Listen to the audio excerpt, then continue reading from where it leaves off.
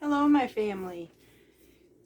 We're almost in the middle of January already, and I cannot believe this. I did find out we had just gotten through all that snow, and we got another bad cold front coming. Y'all, it looks like for us here in the deep south that we are actually going to have winter all the way through the month of January. Which, in a sense of it, I'm wondering if this is going to be a really good idea. Number one, it gives us more water that we have needed, really, when it snowed and rained, sleet, and all of that. We've been in a drought over the summer, if you remember right. Also, so I'm wondering if that's going to help us. The other aspect is we've been having an overrun of insects, and this is going to help break down those colonies of like fleas and all that, because our winters are mild here. This is the first time since living here that we've had a winter this long, this cold. So maybe this is just something we all need. So I'm trying not to complain, but I wanted to bring up something that I thought was quite interesting. Now, mind y'all, now when I bring this up, please know I'm not preaching at you. This is not what this is about. This is about times between then and now and what the difference is. Okay, foods, we'll just say foods from the biblical stance to where we're at today. Now, this was quite amazing that I found there are more foods in the Bible than I even remember reading. And maybe it's because I just didn't pay attention to it like I am now. But it makes a lot of sense because remember, we talked about people lived so many more years than we do today. I mean, you don't even see that. We're lucky if we see 70s anymore when they lived back in the 900s. But this made sense to me because now look, y'all, I'm not saying I'm going to eat like Jesus or nothing like that. That's not what this is about. However, I'm learning the difference. What was it? I'm looking for the answer is what was it where they lived so much healthier than we do today? It's making sense. And if you'll give me the opportunity to discuss that matter with you today, I would love to share that with you. So let's have this as our talk. Since winter is here, we're not being able to do much. Let's prepare ourselves into the spring.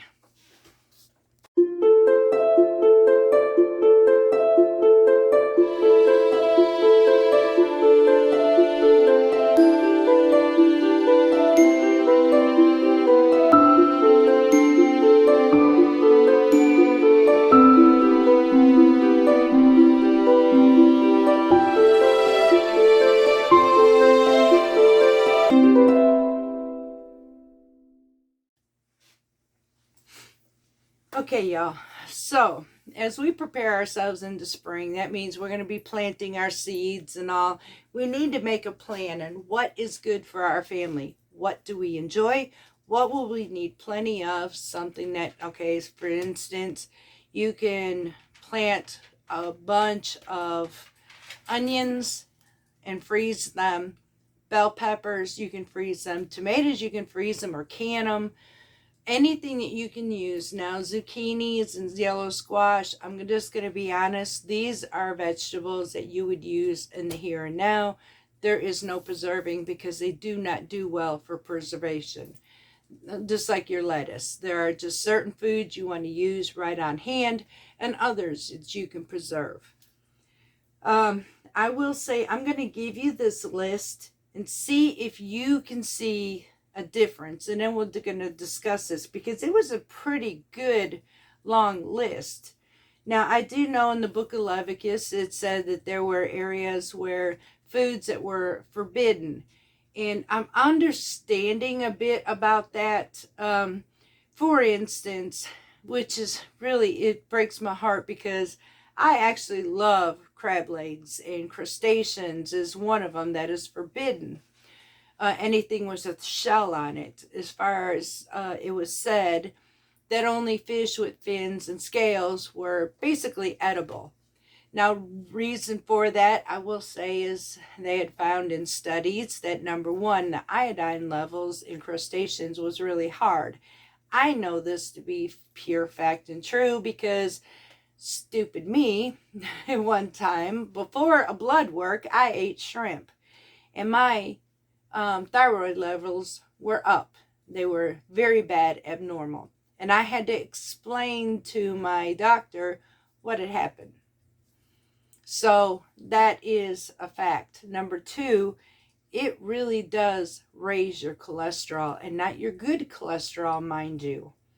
So there is something to these foods. Now, does that mean we're always going to abide by what we're told? Of course not, but I would like to, for the most part, do the best I can, because there is something to this, and that's the reason why I'm into reading what it was like back then to where we're at today.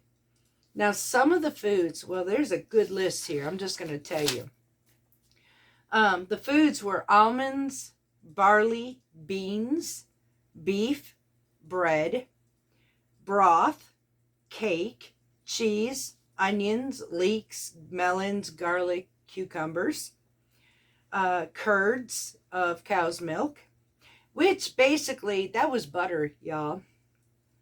Figs, fish, fowl, fruit, game, goat's milk, grain, veal, vegetables, grapes, herbs, honey, lentils, meal, which is your cornmeals or your flours, nuts, olive oil, olives, pomegranates, quail, raisins, salt, sheep, sheep's milk, sheep, which is your lamb, spices, vinegar, and wild honey. Now, let's go through some of this. The cakes that was most often made basically was fig cake. Figs were used highly in biblical days, along with the grapes. Grapes was turned into wine, which occasionally wine was good for your body, particularly red wine. Now, milk. There's one of the biggest difference between then and now. Whether it was cow's milk, goat's milk, sheep's milk, any of it.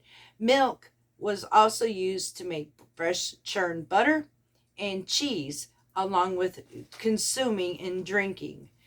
The difference between then and now, though, is pasteurization. Now, back in the biblical days, it was unpasteurized. It was straight from the animal to your home. And so they didn't have this strained out. Now, what happened when we started getting it and the FDA got involved and the USDA got involved, they started stripping, just like our flour. And you've known me talk about that, and we'll bring that up again, but still, just like the flour, they started stripping nutrients, vitamins, minerals, because they have to strain all of this, well, the fats that were unwanted. When they did that, it overkilled it, and then you also lost your nutrients and vitamins, which again were synthetics added to the milk on top of sugar. Had to get that flavor. Now, in pasteurized milk, sugar was nowhere near in their glasses like it is today in ours. Don't believe there's sugar? Look at your gallons of milk. Why is there sugar? The only thing I could think of is taste. So there was number one. These are added ingredients. One, what we needed was stripped out, and two, what we don't need was added in for flavoring. Same with our grains, our flours, our barley, meal. We're talking cornmeal, we're talking wheat flour, the same thing that I do with my fresh milling. Now, here's the one thing I brought back into my life, the same thing in the same way they did in the Bible. They milled their own flours. Milling machines, which is the same thing I have, more than likely theirs was ground, because they don't have electricity, so it was hand ground. But it was highly, highly, highly valued, because grain was one of the biggest things in the Bible ever used.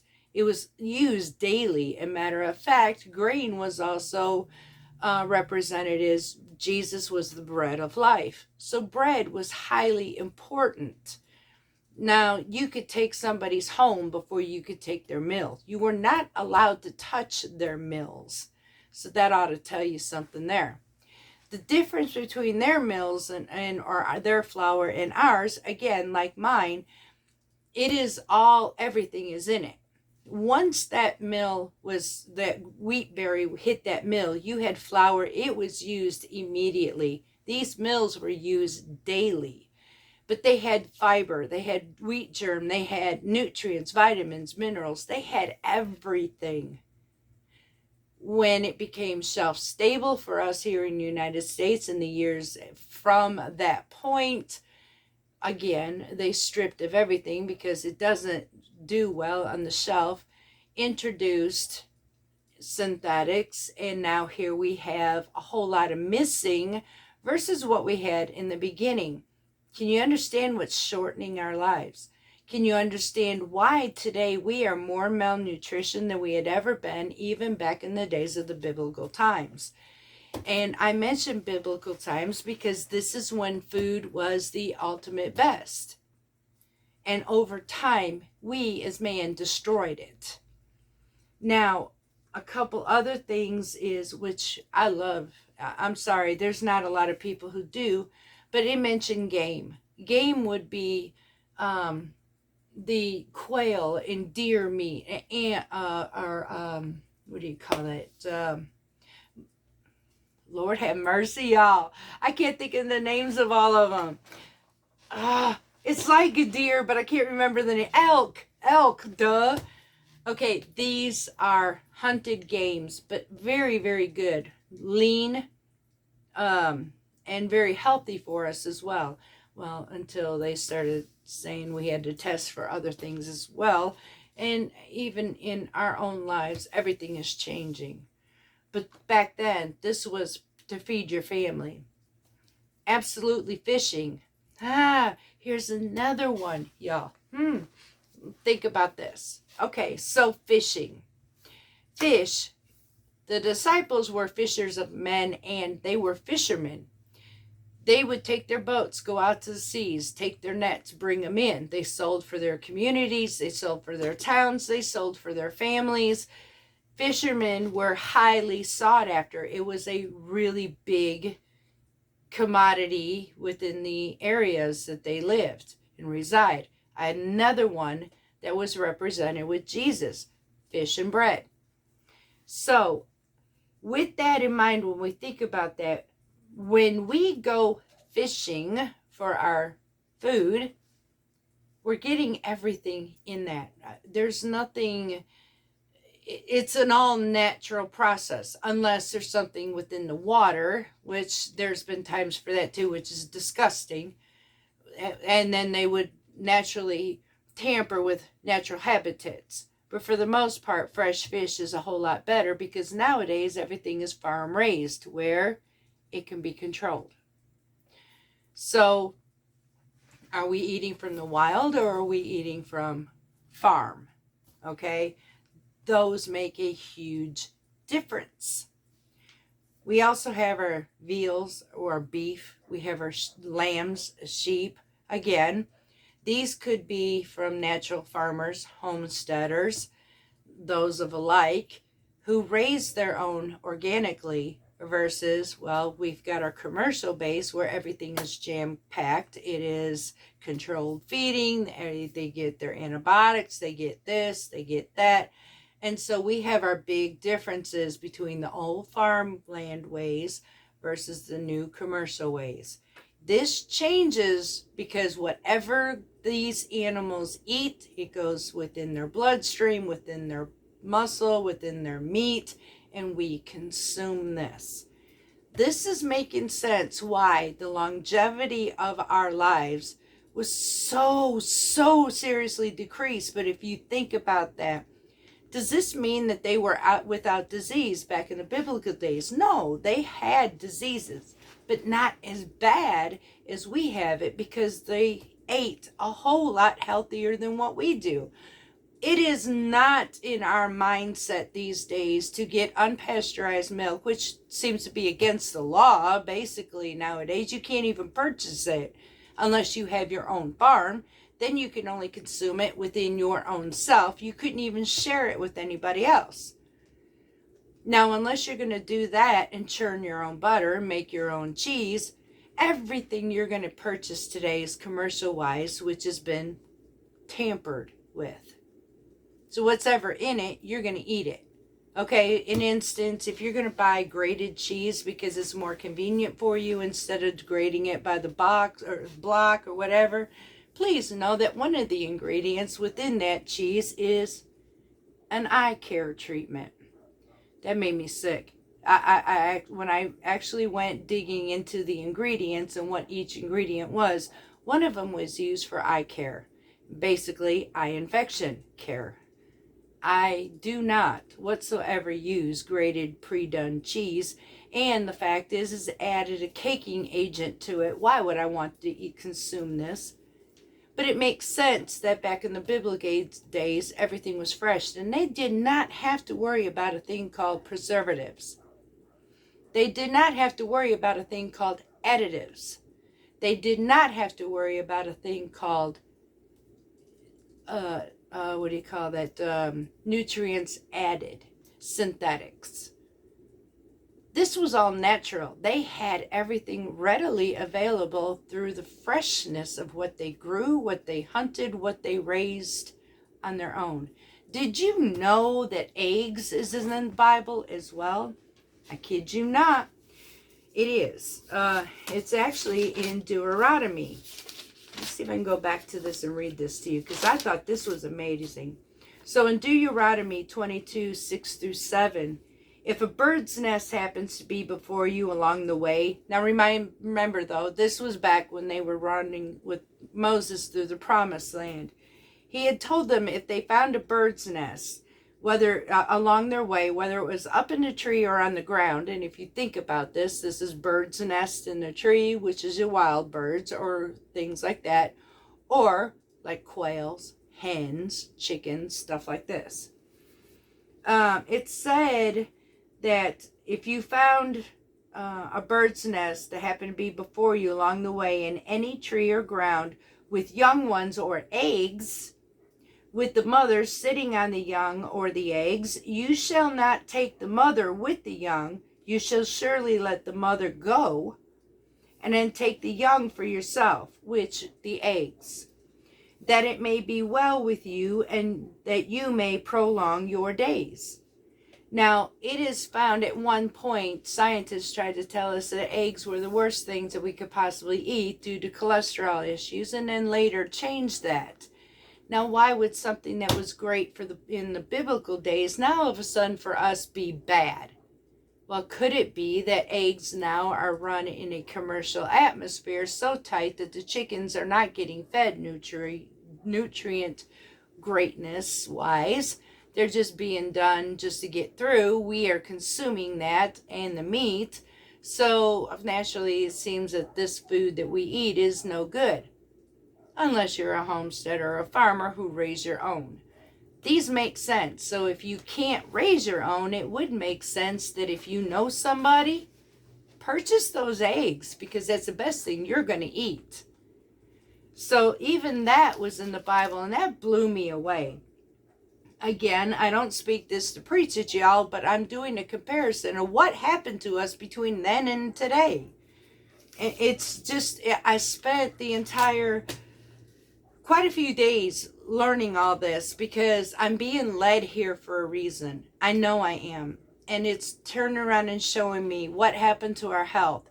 Why are we so unfit? Why is part of my family, severe malnutritioned?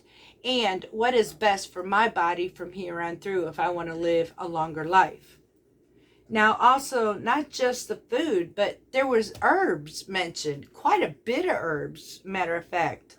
Coriander seed, which is also cilantro. Anise, cumin, mint, aloe, balm. Bitter herbs. This was interesting. Lettuce, horehound, tansy, horseradish, endive. cassia, cinnamon, garlic, hyssop, mustard.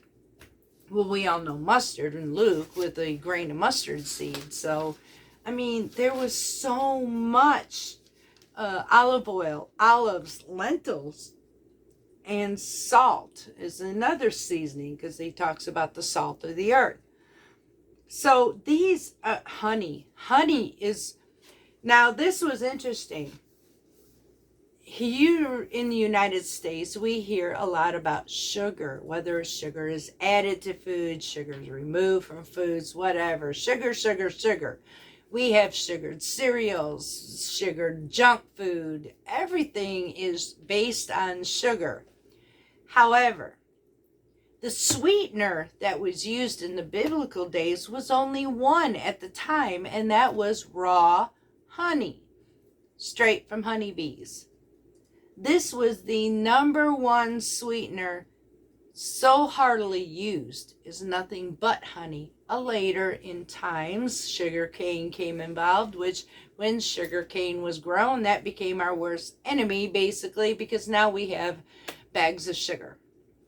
So honey was your number one sweetening resource. Makes a lot of sense because honey also was a huge, and still is, a huge immune booster, along with the fact that honey does not go bad. So it made sense for honey to be a sweetener. And then if you want to think about your others, where you had your raisins, you had your grapes, you had pomegranates and figs, these were also ways to enhance your sweetness into a dessert. Homegrown vegetables were always done. So it makes sense, y'all, when I see this. Now, one that kind of, I don't think I'd ever, and I know for a fact, I'm sorry, I will eat most everything that was mentioned in the Bible except for this. I'm not quite sure why this was added, but in Leviticus, for some reason, and I'm going to have to go back and read that, but grasshoppers, locusts, and crickets were mentioned, and I just, I can't even fathom that, y'all. So, I mean, yeah, no, thank you. Like I said, I'm going to have to go back and read on that one. But these make sense to me. I'm now understanding what happened. And what happened is United States started expanding so much. They couldn't keep up with the demand of regular farmers growing, or like us. Now, we as a homesteader, we might be able to provide for our family, but we could not, if you think about it, provide for an entire community. So therefore, commercialization stepped in, and now they're making all this. However, over time, it has gotten so atrocious, so out of hand with stripping our food, that they now walked into the point of families becoming seriously malnutritioned. They've gone too far, to the point that now we are eating food that is worthless. So now comes the choice of what do we want to do? Are we going to deplete our bodies so much that we're going to have synthetic vitamins placed into our body, which still isn't like all naturals? Number two, we've got so many medications because now our bodies are so out of whack because we lost everything that was nutritious to it. We have no immune systems anymore. People don't step outside in the natural sunlight anymore. We don't grow hardly anymore of our own, and therefore we're becoming sicker. This is a point where I'm going to stop myself. I know what's right for me. And though I may not look like a Barbie doll, I could still be extremely healthy. And that persists on how much do I want to be. Which is going to grab a shovel, grab a rake, grab some seeds, and I'm going to start planting. I'm going to take this seriously, y'all, including my herbs. Now, my herbs can also consist of, which a lot of these were, as you read into it, they were three forms: a tea, cooking, and medicinal. So when we think about everything back then to where we're at now, it is no wonder that folks lived anywhere from 900 up into the thousands. Now today that is not even fathomed anybody living that long. You are really lucky these days, though, if you can live to 100. And y'all, there's got to be something with this. 95% of the time, 60 to 70 years of age is about the limitations. If you've gone over that, you are highly blessed. I would like to be the person to get past that and live a long, healthy life. But the only way I could do that is work this homestead. This is one of the biggest reasons I'm getting so much deeper into my homestead. It is the self-sufficiency of health for me. It is basically turned into, it is vitally important, and it saves my life to do for myself. These are the things that I am going to show you as time comes on. Yes, we're going to be growing our own. I will teach you as much as I possibly can. I also understand a lot of you. Please don't think that I'm telling you you have to be me. Again, that's not what I'm telling you. But here's what I will encourage you to. Based by the evidence of malnutrition, seriously, even at the grocery store, when it comes to our fresh vegetables, and don't always believe the word organic, because organic doesn't make it mean that we're going to get just as much nutrients and vitamins out of it as if we did from the other part of the stores, because basically, was it picked early? We don't know. More than likely it is, because I can get an organic avocado and it's still rock hard. So I'm still not getting what I need even from an organic. It just means that it wasn't done with all the commercial fertilizers. Sorry, y'all. So with that, the best organic that I can get is to grow my own. If you cannot grow your own, find and support a farmer, a homesteader. If you see somebody, I don't care if they're on the side of the road and they're selling their produce, mind you, be very careful though, because I will tell you, some of the people at my farmer's market are fooling us. How do I know this? Or why would I say such? Because basically they are getting from areas where they call hot house. Okay, a hot house is no different than us getting at the grocery store. It's the same difference. You will know it by its flavor and its texture, firmness.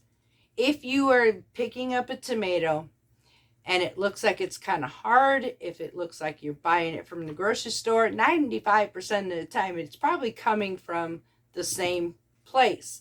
It's an overstock, and it's called a hot house.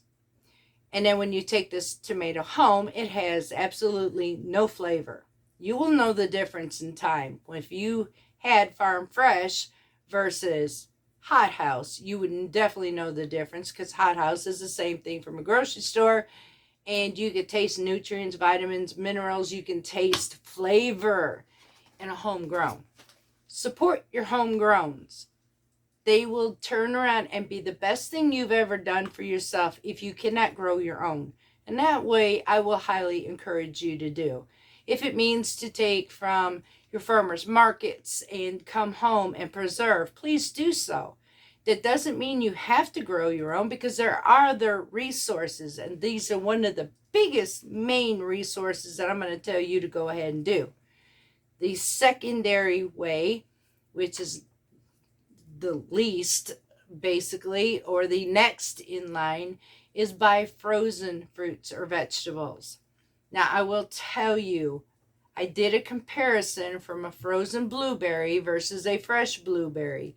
Even when that blueberry was defrosted, y'all, it tasted exactly the same. There was no difference in flavor. They were both very tart. So I don't know as much as nutrients and vitamins, how much you're going to actually get, how much was actually locked in, but it was definitely picked prematurely. So the frozen may have just slightly more than what it is from the fresh. That's your choice, but you can do that. You can get your canned goods if you like to. Just know that canned goods do absorb after time. So you will taste the difference, but it is something you can do. Number one, try to find a farmer's market or try to find a local farmer. If you are seeing they're selling their eggs, buy from them. Y'all, that's the best thing you're going to put in your body is farm fresh eggs.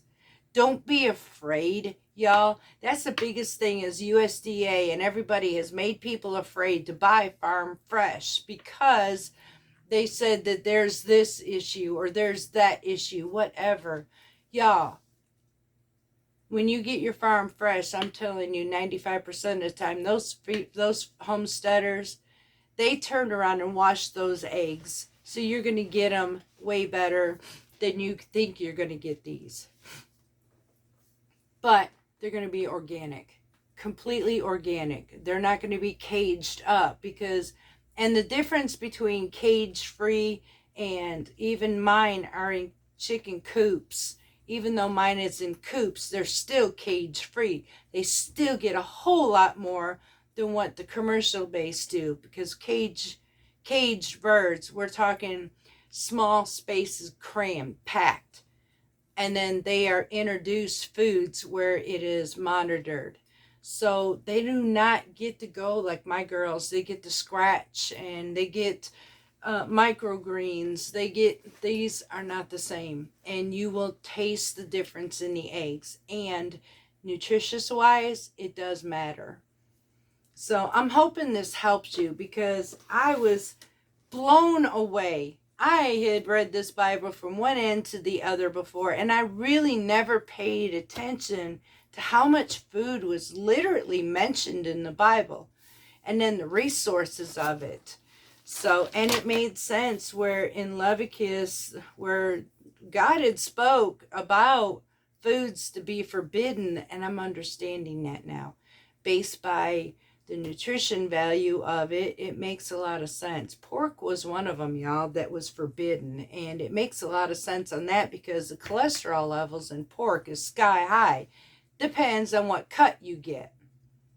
Now, I do know that they have the ham, but their ham is so sugar cured. Not sugar, but salt cured. You can't even eat it basically unless you run it underwater. Then you're going to run away with all the flavoring. And then you have the fact that some of that fat in pulled pork, holy smokes, the cholesterol is outrageous. But I also understand that folks love their pork. Now, I will occasionally eat it. Now, they do say the tenderloin is supposed to be the best part of it. But I also have to know that I have to trust God that there was a reason for something. Now, I do know some things about pork too, and if you don't cook it at a certain temp, it is highly dangerous. Unlike beef, you can actually eat beef in rare form. So, chicken though, you cannot. So, it's just that it's your choice in the matter of what you think is good for you. I may make different choices and you may make different choices and Betty Joe may make different choices than you and I. But if we all stick to the same stance of the better foods, which the bottom line, this comes out to be all whole foods. Whole foods. Now, did any time in this list did we hear Debbie cakes, cereal, pastries, cookies? Well, unless they were made on their own. They did have cakes, but they were homemade. So any of the other Pop-Tarts, potato chips, Doritos, Cheetos, none of that was mentioned in here. This is when things started going south.